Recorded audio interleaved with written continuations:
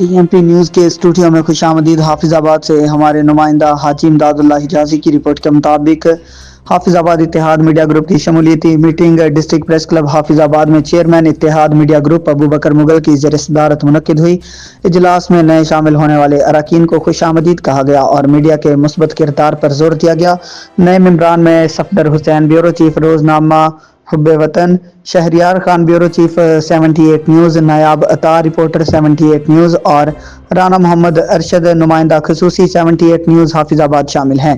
اس موقع پر چیئرمین ابو بکر مغل نے کہا کہ اتحاد میڈیا گروپ مثبت اور ذمہ دار صحافت کے فروغ کے لیے اپنی کاوشیں جاری رکھے گا۔